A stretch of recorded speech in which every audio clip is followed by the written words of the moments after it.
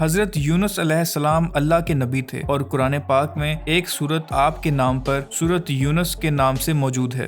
آپ کا قصہ ایک دلچسپ اور انوکھا قصہ ہے۔ آپ کا زمانہ 784 سے 860 قبل مسیح بتایا جاتا ہے۔ آپ علیہ السلام حضرت ابراہیم علیہ السلام کی نسل میں سے تھے۔ حضرت یونس علیہ السلام کو 28 سال کی عمر میں اللہ تعالیٰ نے نبوت عطا فرمائی۔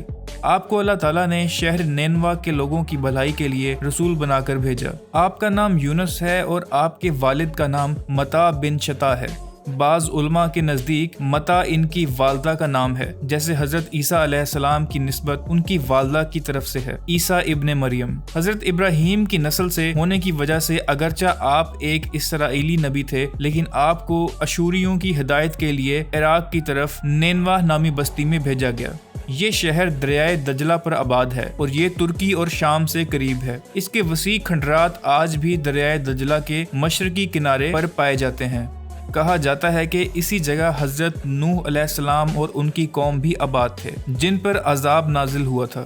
نینوا کے لوگ بت پرستی کرتے تھے۔ یہ لوگ کفر و شرک میں مبتلا تھے۔ اشور کے بادشاہ نے نینوا میں ایک دیوتا کے نام پر مندر بنوایا۔ نینوا شہر کے بیچوں بیچ شاہی محل اور مندر تھے، جہاں سے اشوریوں کا بادشاہ پوری سلطنت پر حکومت کرتا تھا۔ اشور کے مغربی علاقے میں لہلہاتے کھیت تھے۔ پورا شہر درختوں اور ہرے بھرے کھیتوں سے سرسبز و شاداب تھا۔ اس شہر کے لوگ پتھر تراشنے میں ماہر تھے۔ یہی وجہ ہے کہ پورے شہر کی پتھریلی دیواروں پر جگہ جگہ انہوں نے بت تراشے ہوئے تھے۔ نینوا تہذیب و تمدن میں نہایت ترقی یافتہ شہر تھا۔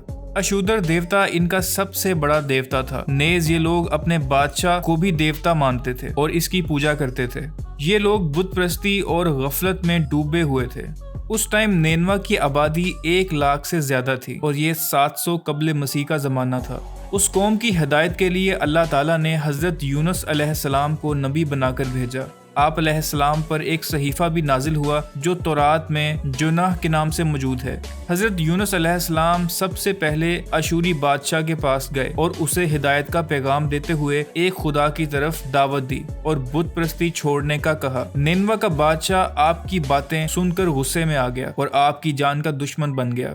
جب نینوا کے بادشاہ نے آپ علیہ السلام کی بات نہ مانی تو آپ علیہ السلام نینوا کی عوام کے پاس گئے اور ان کے سامنے اللہ تعالیٰ کا پیغام رکھا اور ان کو بھلائی کی دعوت دیتے ہوئے کفر سے دور ہونے کی تلقین کی، جو کہ ان سب لوگوں نے ٹھکرا دی اور آپ کی باتوں کا مذاق بھی اڑایا۔ حضرت یونس علیہ السلام مسلسل اس کوشش میں لگے رہے تاکہ آپ کی قوم ہدایت کے راستے پر چل پڑے۔ آپ اپنی قوم کو سمجھاتے رہے اور آپ نے دعوت کے کام کو جاری رکھا۔ آپ 40 سال تک اپنی قوم کو دعوت دیتے رہے، مگر آپ علیہ السلام کی قوم نے آپ کی بات نہیں مانی اور وہ لوگ شرک پر قائم رہے۔ یہی نہیں بلکہ آپ کو جان سے مارنے کی دھمکی بھی دیتے رہے۔ آپ کی قوم کی سرکشی اور نافرمانی بڑھتی ہی جا رہی تھی۔ آپ علیہ السلام اپنی قوم کی طرف سے بہت مایوس ہوئے۔ یہ سب حالات دیکھتے ہوئے حضرت یونس علیہ السلام کو اللہ تعالیٰ نے حکم دیا کہ وہ اپنی قوم کو کہیں کہ ان پر 3 دن میں اللہ کا عذاب نازل ہوگا۔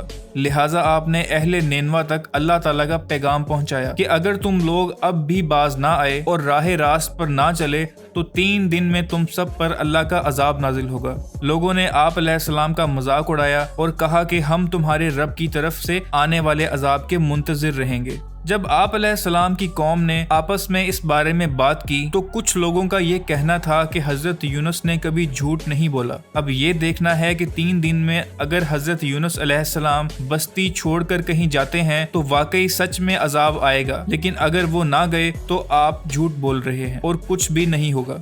حضرت یونس علیہ السلام اس رات بستی چھوڑ کر چلے گئے اور صبح ہوتے ہی پوری بستی کو کالے بادلوں نے گھیر لیا اور لوگوں کے سروں تک آ پہنچے۔ پوری کی پوری بستی عذاب الہی کے گھیرے میں تھی۔ لوگوں کو یقین ہو گیا کہ وہ ہلاک ہونے والے ہیں۔ دراصل حضرت یونس علیہ السلام حکم الہی کا انتظار کیے بغیر بستی سے نکل گئے۔ وہ عذاب کی اطلاع دینے کے بعد اللہ کی اجازت کے بغیر بستی سے نکلے تھے۔ ادھر عذاب دیکھ کر اشوریوں نے اللہ سے سچے دل سے توبہ کر لی، جسے اللہ نے قبول کر لیا اور عذاب نازل نہ فرمایا اور انہیں معاف فرما دیا۔ بس جب حضرت یونس علیہ السلام نے آخری وقت تک اپنی قوم کی اصلاح کا کام جاری نہ رکھا اور اللہ کے حکم کے بغیر وہاں سے چلے گئے تو اللہ کے انصاف نے ان کی قوم کو عذاب دینا گوارا نہ کیا۔ اس واقعے کو قرآن مجید میں بیان کرتے ہوئے اللہ تعالیٰ فرماتا ہے تو کوئی بستی ایسی کیوں نہ ہوئی کہ ایمان لاتی تو اس کا ایمان لانا اسے نفع دیتا۔ ہاں، یونس علیہ السلام کی قوم جب ایمان لائی تو ہم نے دنیا کے اندر ان سے ذلت کا عذاب دور کر دیا اور ایک مدت تک دنیاوی فوائد سے انہیں بہرہ مند رکھا۔ حضرت یونس علیہ السلام جب دریائے فرات پر پہنچے تو وہاں ایک کشتی جس میں پہلے سے مسافر موجود تھے میں سوار ہو گئے۔ کشتی پہلے تو آرام سے چلتی رہی لیکن تھوڑی ہی دیر بعد اسے بڑی بڑی لہروں نے گھیر لیا۔ لوگوں نے کشتی میں موجود اضافی سامان پانی میں پھینک دیا لیکن کوئی فرق نہ پڑا۔ ان میں سے کسی نے کہا کہ لگتا ہے کہ کشتی پر کوئی غلام سوار ہے جو اپنے مالک سے بھاگا ہوا ہے۔ جب یہ بات حضرت یونس علیہ السلام نے سنی تو انہوں نے غور کیا کہ شاید اللہ کو میرا نینوا سے بنا اجازت نکل آنا پسند نہیں آیا اور یہ میری آزمائش کے آثار ہیں۔ حضرت یونس علیہ السلام نے کشتی والوں سے کہا وہ غلام میں ہی ہوں جو اپنے آقا سے بھاگا ہے۔